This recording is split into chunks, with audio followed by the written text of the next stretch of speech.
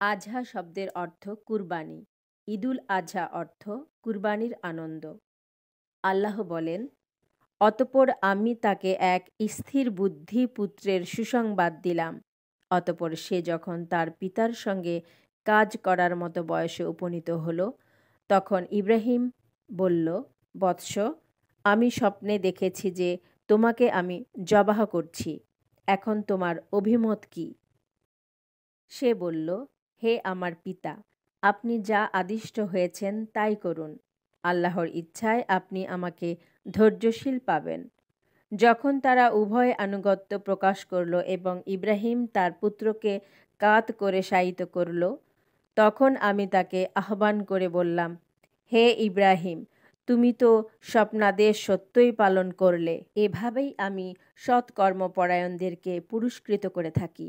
নিশ্চয়ই ইহা ছিল এক স্পষ্ট পরীক্ষা। আমি তাকে মুক্ত করলাম এক কুরবানির বিনিময়ে। আমি ইহা পরবর্তীতে স্মরণে রেখেছি, ইব্রাহিমের উপর শান্তি বর্ষিত হোক।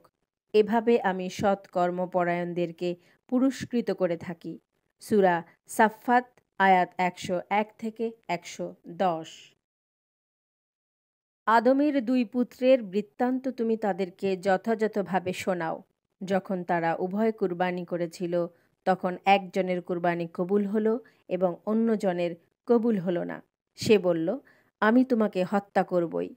অবশ্যই আল্লাহ মুত্তাকিদের কুরবানি কবুল করেন।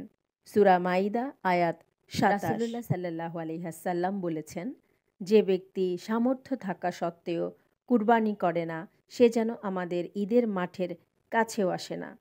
ইবনে মাজাহ ৩১২৩। আবু হুরায়রা রাদিয়াল্লাহু আনহু।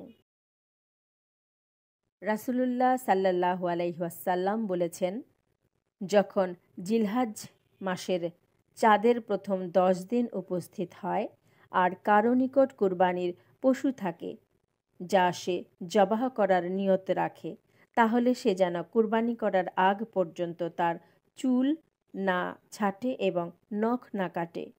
মুসলিম ৪৯-৫৬। উম্মে সালামা রাদিয়াল্লাহু আনহু। আবু দাউদ ২৭-৮২। ইবনে মাজাহ ৩১৪৯। নাসাই ৪৩৬৩। আয়েশা রাদিয়াল্লাহু